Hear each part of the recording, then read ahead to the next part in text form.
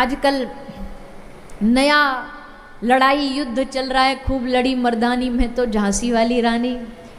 महिलाएं कन्याएं बड़े अपने आज़ादी के लिए लड़ रही हैं। हम मना नहीं कर रहे, हम भी महिलाएं, हम भी चाहते हैं सारी दुनिया की और ख़ासकर भारत की बेटियां अपने पैरों पे खड़ी हों, किसी के सामने हाथ न फैलाना पड़े, किसी माई के ससुराल पक्ष के सामने जाकर के मजबूर घुटने न टेकने पड़े। खूब आगे बढ़ो कन्याएं, खूब पढ़ो, खूब शिक्षा लो, पर शिक्षा का मतलब या मॉडर्न होने का मतलब किसी प्रकार की अमर्यादा नहीं होती।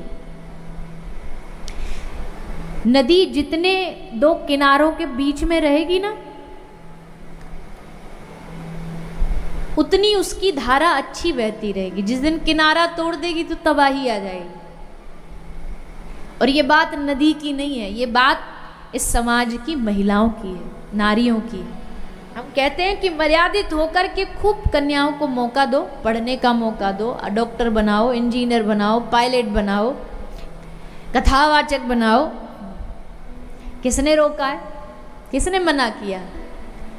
पर मर्यादा नहीं खोनी चाहिए। वस्त्रों की मर्यादा, वाणी की मर्यादा। अब पुरुष बनने के चक्कर में शहरों की महिला क्या कर रही हैं? रोडों पर जाती हैं, सिगरेट। पहले तो ये माहौल विदेशों में ही मिलता था, अब तो भारत भी किसी से कम थोड़ी है। अब तो यहाँ भी, अब ये कोई कंपटीशन है? ये कोई बराबरी है?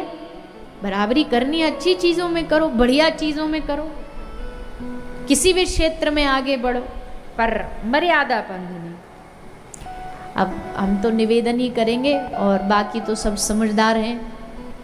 वस्त्रों में सात्विकता होनी चाहिए, वाणी में सात्विकता होनी चाहिए, व्यवहार में सात्विकता होनी चाहिए। व्यवहार की सात्विकता कैसे होती है?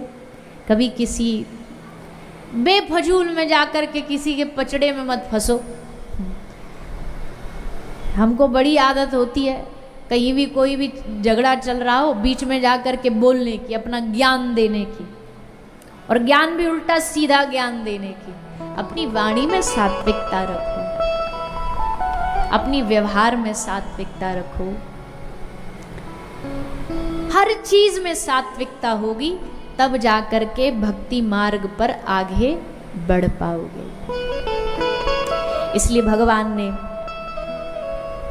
सात्विक, राजसिक, तामसिक तीनों गुणों से सृष्टि का सृजन किया कि भैया